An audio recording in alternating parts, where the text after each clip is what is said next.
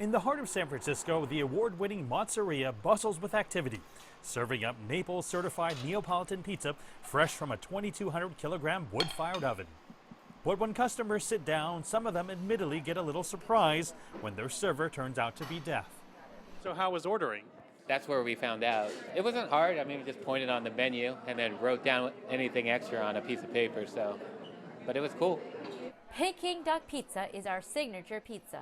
Owner Melody Stein has not only created this one-of-a-kind signature pizza, but also one of the only deaf-owned and completely deaf-staffed restaurants in the United States. Born in Hong Kong, her family opened Chinese restaurants in China and the U.S.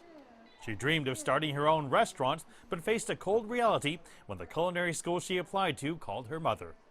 They said, well, we can't accept this application. And my mom asked why. And they explained, what if we are yelling because we have a large pot of soup? They were afraid I'd get hurt. And they were worried about the liability. They did not even want to discuss possible solutions. They just outright rejected me. Melody put her dreams on hold until she met the man who would become her husband, Russ Stein, in Washington, D.C.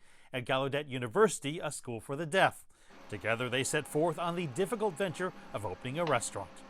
Whether you are applying for a permit or a license, many people have never met a deaf person. They did not know how to speak with us. Even though I brought a pen or paper, I would ask them to write. Then maybe I'd have a simple question. They would not even read the paper and would continue talking to me. So I'd ask them, would you please write back and forth? I can't understand you. I dealt with that over and over. A margarita. The Steins persevered and now run a restaurant with a welcoming environment for deaf and non-deaf customers.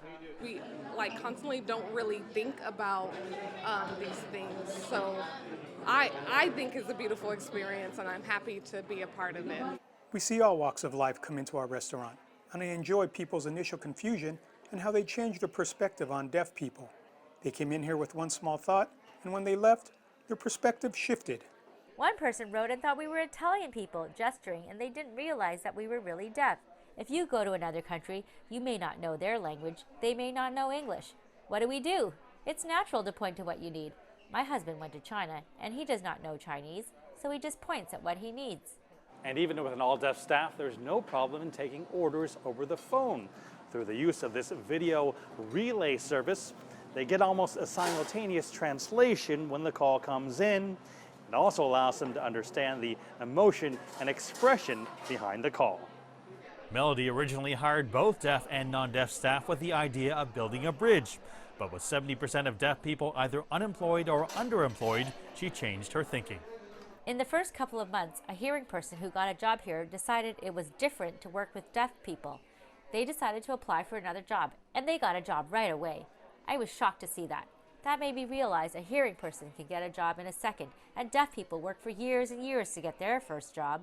The Steins decided Mozzeria would become a teaching restaurant for the deaf community. It was very hard to find a job. I applied everywhere and I had no luck. Fortunately, I was hired here 3 years ago and I've really enjoyed it.